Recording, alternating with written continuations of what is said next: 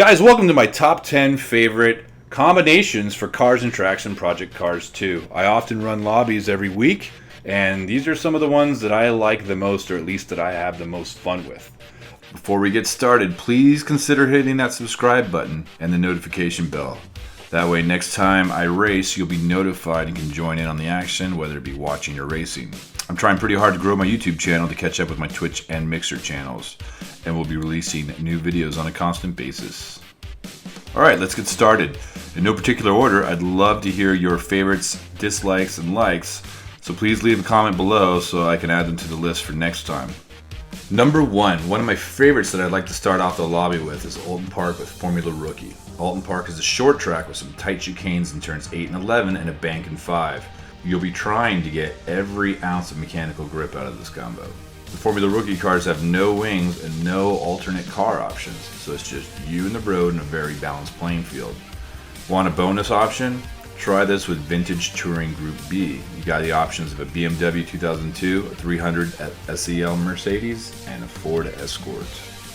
Number 2, switching to something more modern, we have touring cars in Sonoma. With either configuration, there isn't a noticeable straight, with the longest being between 6 and 7. A long stretch out slaloms from 7 to 9, and plenty of elevation changes keep this track racing close. You have 4 cars to crank up the downforce with, 3 of them being front-wheel drive, and the BMW being rear-wheel drive. Don't be fooled, I've seen many win in front-wheel drive configuration for this category. Number 3, Imola with Road A. I feel like road groups are some of the most unused and can be a lot of fun, although I wouldn't jump from high downforce Formula or GT cars unless you want half the lobby crying and leaving. These are road cars with road tires and limited non-adjustable downforce, so don't allow for a lot of adjustment or tuning. So brake early, play with your engine braking and radiator, and pick wisely. My favorite is Pagani with its power to weight ratio, but it's definitely not the fastest of the bunch. Imola does have a decent straight for power, but the entire back half is flat, unbanked, and a quick dip and hill climb and elevation change. Throw in a pair of hairpins at turn 7, a chicane at 12, and some downhill braking at 14, and you've got yourself a good time. Just keep your eye on the brake temps, not that you can do much about it, since there is no tuning. Bonus track, I tried this on the amazing and legendary Bathurst. Number 4. Next we have one of my favorite groups, Group A, in which we have a mix of German DTM and JGTC racing. Old school analog badass racing, let's throw it into Long Beach. And you got yourself a 1990s party. With its unforgiving walls and high temperatures, it can be quite a challenge. One of the best looking tracks and most demanding if you're streaming in VR like myself. Set it to dusk and the race into the night as the city lights start to light up. With open lobbies, it's highly recommended you keep damage off, or at least the limited, as turn 1 is notorious for chopping up people at the start of the race, taking even the best drivers out as rookies late break into their rear ends. But once the race is underway, it's a battle of who's got the bigger balls or ovaries to brake a little later and roll into that throttle. The only downside to this car group is that the Skyline is very overpowered. It's also DLC, which in my books makes it a double negative. Some people can't run it because they can't afford it, and that's just wrong. The Audi and the Mercedes are both great choices, with the Audi being a little heavier with its all-wheel drive but a little bit more powered, and the Mercedes being light and nimble with a very quick transmission. The Cossi is very fast with its lightweight and big power, but turn up the boost and it's like petting a growling dog. The BMW M3 seems to be the least popular of the bunch, although I have seen some good lap times. Think you're a badass? Beat everybody in the BMW M3. As a bonus, run the same group on Zolder. Number 5. Now we have the GTOs and Zolder. Zolder is one of my favorite tracks, I'm not sure why. It's definitely not the prettiest, and with the wind turbines, they do look great in VR. The straight isn't excessive, and it does have a lot of sweepers, 2 chicanes and a hairpin. They even managed to put a banked corner in the backfield. But weapon, why the GTO class, you ask? Well, to be honest, it's because of the Lamborghini Diablo GTR. It's one of the coolest cars in the real world, and it's one of the slowest cars in this group, unfortunately. So to help balance out the field, I've reduced the straight. Are there great track combos for this? You can use Azure, which is the Monaco F1 track. I think I pronounced that wrong. And then you got Long Beach. Bonus, don't care about the Lamborghini? Well, you got Road America and you got Nürburgring GP, which would be great to stretch out those Ferrari and Audi legs. And the Merc ain't too bad either. No, hold on, I misspoke.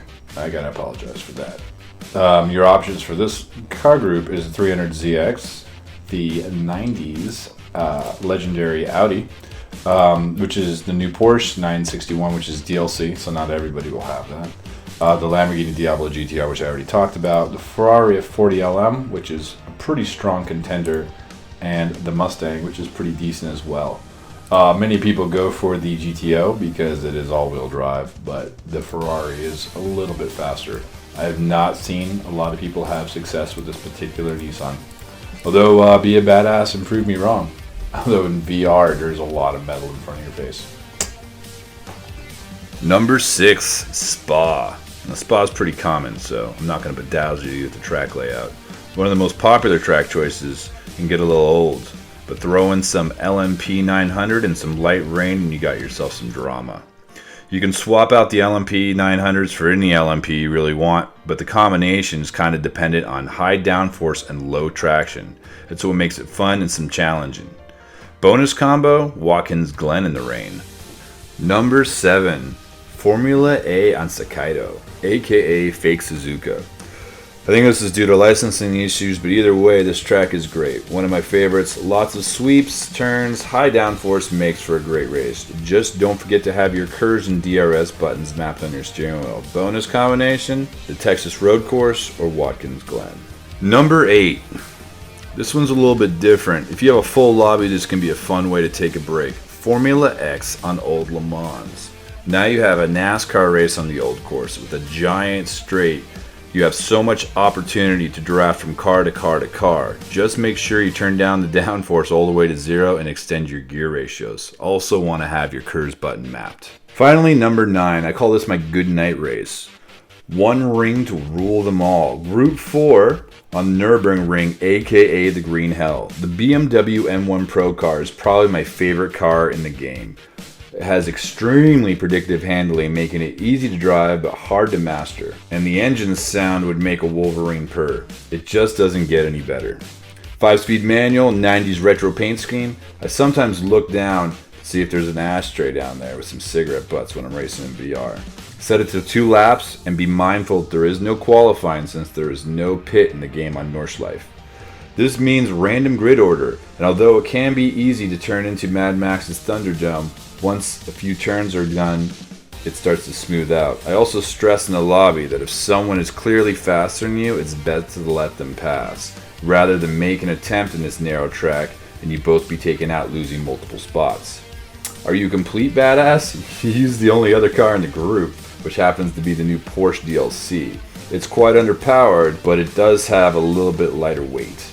I only wish Slightly Mad Studios would let us turn up the boost a little bit to even it out. Bonus track, any of them. I'm a big fan of everyone using the same car. It keeps the racing close and unfair advantages low. And it happens to be an amazing car. Red Bull Ring, Zolder, Long Beach, Dubai. Choice is yours, my friends. Number 10, anything that is not GT3 or GTE. Too many lobbies are this, so I rarely ever run them. This game has plenty of combinations to play, and with there probably being some great combos I've never even discovered, I really encourage everybody to do something else. Feel free to add me on Steam. My screen name is Weapon2057, and you can follow me here on YouTube at atlriot, Twitch, or Mixer. Keep having it on the road, and be good to each other. I'll see you guys on the racetrack.